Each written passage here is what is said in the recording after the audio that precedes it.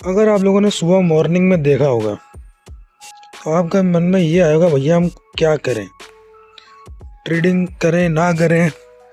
तो गाइस यहाँ हमारा सेलिंग का प्लान था मार्केट एनालिसिस के हिसाब से।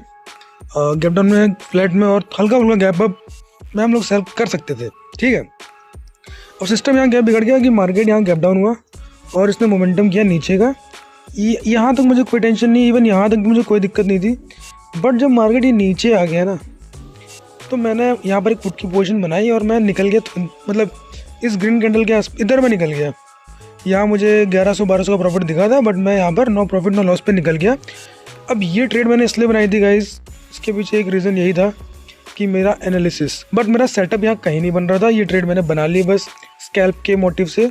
अगर ये मार्केट में मेरा 600-700 का लॉस होता, 1000 रुपये तक का मैं लॉस इसमें लेके बैठा हुआ था कि हो सकता है, क्योंकि यहाँ पर कहीं पर भी मेरे एनालिसिस मेरे सेटअप की वजह से मैं यहाँ पर पुट में एंट्री नहीं कर सकता हूँ। रीज़न ये था कि मार्केट यहाँ 60,000 के नीचे, अगर मार्केट जितना भी नीचे जाएगा बायर लोग यहाँ इंटरेस्ट नहीं दिखाएंगे, सेलर लोग ही इंटरेस्ट दिखाएंगे। तो ये मार्केट कहीं ना कहीं ऊपर ब्रेकआउट ही करेगा और ब्रेकआउट करेगा, मतलब कंफर्मेशन अभी भी नहीं है ब्रेकआउट करेगा कि नहीं करेगा।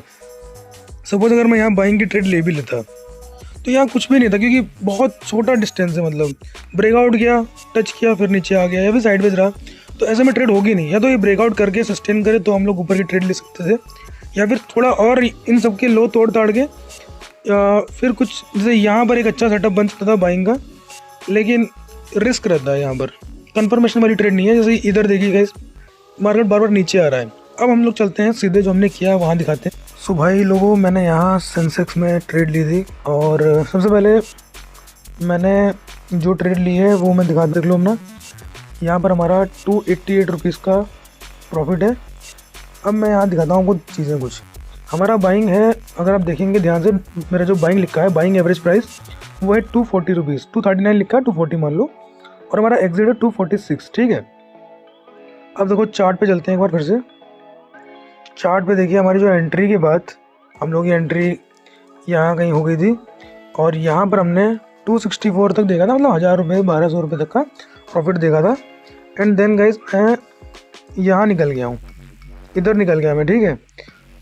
उसके बाद आप देख सकते हैं गाइस, यहाँ पर मार्केट ने मेरा, मतलब ये मेरा डिसीजन सही रहा नहीं रहा वो आप लोग खुद देख सकते हैं कि मार्केट ने मेरा 180 पे एसएल था गाइस, 60 पॉइंट का एसएल था, तो वो मेरा यहाँ पर एसएल हिट हो जाता अगर मैं मार्केट से निकलता नहीं। मैं क्यों निकल गया मार्केट से, उसके पीछे का रीज़न मैं आपको चार्ट में बताता हूँ, ये आपके भी काम आ सकती है।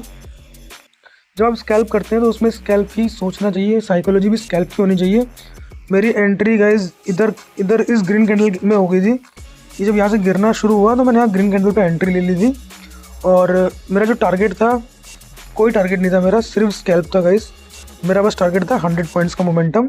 बैंक निफ्टी में मैंने यहाँ पर एक टारगेट मार्क किया था, मैं आपको ऊपर हटा दिया वो मार्क, तो वहीं से बार बार 850 पे मैंने एग्जिट के बारे में प्लान किया था, बट 850 नहीं किया कभी भी।